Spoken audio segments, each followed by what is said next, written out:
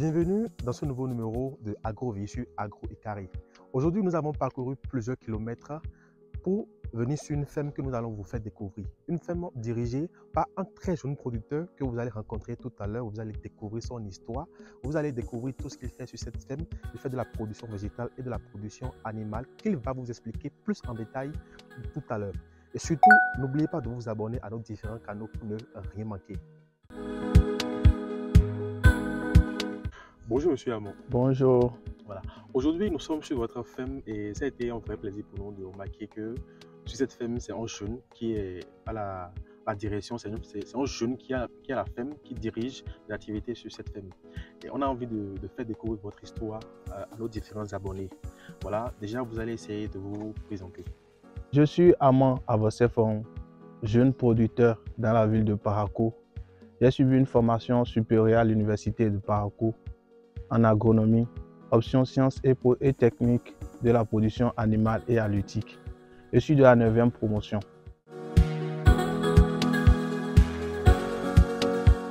Dans la production végétale, dans la production animale d'abord, quels sont les animaux que vous élevez? Dans la production animale, nous avons les lapins et les cailles. Et dans la production végétale, quelles sont les spéculations que vous connaissez? Dans la production végétale, on fait beaucoup plus le jardin. Dans les légumes et fruits, on fait le piment tomate de la grande morelle, betterave, laitue, choux, carottes, concombres, haricots verts. Donc, les trucs verront.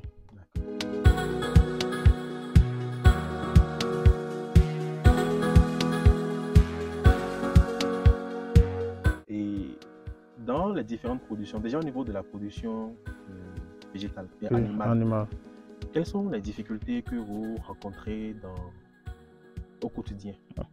La production animale, au niveau de la production animale, il y a la production et la vente. On assure les deux. La production, donc, souvent il y a des cas de mortalité. Une fois en passant, ça arrive. Le vrai problème, c'est au niveau de la commercialisation. Au niveau de la commercialisation, la demande des fois est élevée, vous n'avez pas le produit. Des fois, il n'y a pas de la demande et les animaux sont là et ils consomment. Des fois, vous avez des clients qui payent et qui ne soldent pas tout ça là. Souvent, c'est le gros problème, ça. D'accord.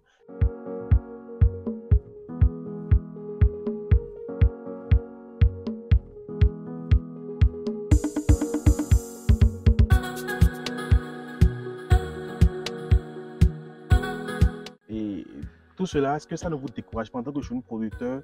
Vous n'avez pas, c'est pas que vous avez peut-être reçu un financement de quelque part et vous faites tout à vos propres fonds. Est-ce que cela ne vous décourage pas pour que vous puissiez laisser? Qu'est-ce qui vous donne le courage de continuer chaque jour malgré cette difficulté? Donc, c'est vrai que des fois, tu te réveilles, donc tu as envie d'abandonner. Mais quand tu réfléchis, donc, tu vois que c'est un problème que tu peux résoudre, peut-être avec le temps. Parce qu'il y a aussi des partenaires qui ne prennent pas beaucoup de produits, mais ils sont sincères. Quand ils ont besoin, ils te font appel, tu vends et tu prends l'argent. Donc, je me dis que si je travaille bien, je peux trouver aussi ces gens-là et m'abonner à eux. Donc, et tout ira bien. Super, super. Quels sont les problèmes, les difficultés que vous rencontrez dans le maraîchage? Donc, au niveau de la production, des fois, tu produis dans un temps où ce n'est pas favorable, quoi. Comme on n'a pas reçu vraiment une formation, quoi. Et c'est au cours, tu apprends l'auto-formation, quoi. Par exemple, le piment. Oui. Le piment, ça ne marche pas en temps de lamentant. Donc, on essaie de forcer, et c'est après on a su que dans ce temps, ça ne marche pas. Donc, après ça, il y a aussi problème de main-d'œuvre. Donc, des fois, le travail est aussi pénible. Comme actuellement, on ira depuis là-bas pour prendre de l'eau avant de revenir. Et c'est chaque jour. Chaque jour. Donc, des fois, c'est pénible. Donc, l'employé peut décider de partir et tu te retrouves seul. Oui.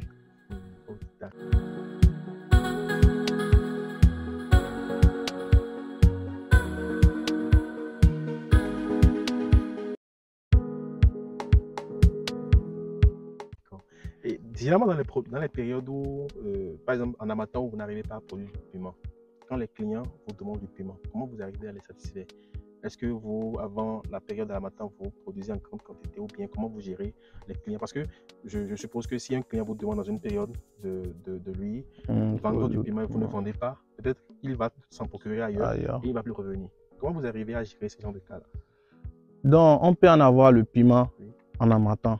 Juste, il faut te préparer juste avant, quoi. La pépinière, par exemple, ça ne marche pas en amatant. Mais si tu as déjà ton plan là qui donne déjà, ça peut traverser l'amatant, tu auras du produit. Pas comme le concombre, non. Donc, s'il n'y a pas, c'est que même au marché, vous allez constater que dans les temps d'amatant, les bonnes dames aillent s'approvisionner depuis Cotonou. Oui. Monsieur Hamon, oui. Après votre formation, vous avez décidé de vous lancer dans la production animale, la production végétale. Vous avez mis en place une ferme.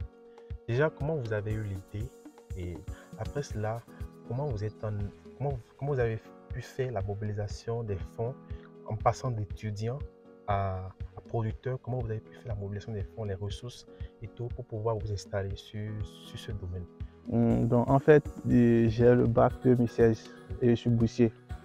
Donc, après, l'État nous paye 450 000 le mois. Donc, quand j'ai eu ça, je me suis allé à Lomé. J'ai payé des vêtements que je livre ça aux amis et je gagnais un peu sur ça, quoi. C'était la base. Donc, c'était comme ça. Et j'avais l'idée que m'installer, quoi. C'était tout ce qui passait dans ma tête quand j'étais à l'université. Donc, quand je suis sorti de l'université, j'avais de l'argent.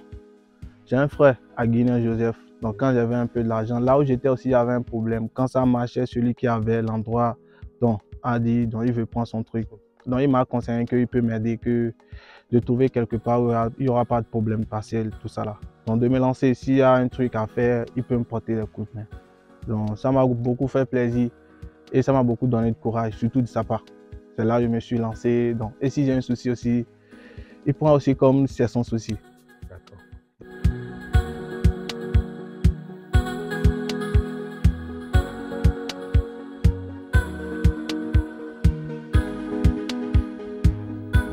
Dans 5 ans, 10 ans, où est-ce que vous vous projetez en termes de perspective? Comment vous vous voyez en tant que producteur agronome? Dans 5 ans, oui. D'abord d'ici l'année prochaine, il y a les spéculations que je vais insérer. Je vais faire les Goliaths sur parcours de l'autre côté. Oui. Je vais aussi faire la porcherie à côté là-bas. Dans 5 ans, je veux être vraiment quelqu'un qui produit quoi, le nom. Je veux que mon nom sorte parmi les producteurs de parcours du Bénin, pourquoi pas de l'Afrique dans 5 ans. Producteur oui. du Bénin, super. Oui. Là, nous croyons en vous. Okay. Déjà, à voir ce que vous faites malgré les moyens que vous avez, les petits moyens que vous avez, ce que vous faites, ce que vous arrivez à réaliser. Nous croyons qu'avec votre abnégation, vous irez très loin. Amen. Super. Vous êtes venu dans une zone très reculée pour vous lancer. Voilà. Qu'est-ce que, déjà, votre entourage, vous avez sûrement des amis qui sont en ville, qui savent que vous êtes sur une ferme. Qu'est-ce qu'ils pensent de vous? Quand vous sortez de votre ferme, vous allez en ville et vous êtes dans votre accoutrement de travail et tout, pour rencontrer des amis. Quelles sont leurs impressions par rapport à vous?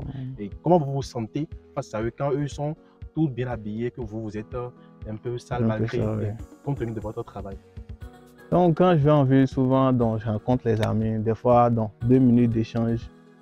Donc, c'est un peu comme si ta vie, c'est un peu malheureuse. Donc, à l'impression, mais la vie des autres, sur ma vie, vraiment, ça ne porte pas. Je sais ce que je traverse, je sais d'où je viens. Donc, c'est le plus important pour moi. Super. Donc, vous faites fi totalement de ce que les autres pensent de vous. Oui. Vous focalisez sur vos objectifs. Oui, je sais où je vais, en fait. Super. Et déjà, avec tout ce qu'on vient de parcourir, tout ce dont on a parlé sur la thème, si aujourd'hui, en tant que très jeune producteur, vous avez des conseils à donner à d'autres jeunes qui sont encore peut-être en manque d'emploi ou bien qui ont envie de se lancer dans le domaine agricole, quels conseils vous pouvez leur donner? Donc, si j'ai un truc à donner à mes amis, un truc à dire, c'est que dans ce monde, surtout la base, rien n'est facile. Il n'y a pas de facilité, surtout dans l'agriculture. Donc, c'est au fil du temps qu'on apprend. Parce que dans le domaine, il y a toujours les nouveaux problèmes, quoi. C'est à toi-même de savoir comment affronter. Et si tu arrives vraiment à t'en sortir, c'est là que tu as la main. Tu peux produire ce que tu veux, tu as la main, tu peux faire ce que tu veux. Tu vas avoir beaucoup de bénéfices, en fait. Et donc, construire ta vie. ce fut un plaisir de vous avoir rencontré, d'avoir pu échanger avec vous. Et si on a envie d'acheter vos produits, sur quel numéro on peut vous contacter? Donc, sur le 97 44 95 67. 97 44 95 67, c'est mon numéro. Super. Merci d'avoir accepté Agro et Carré sur votre thème et d'avoir partagé cet instant avec nous. C'est un plaisir aussi. Super. Merci.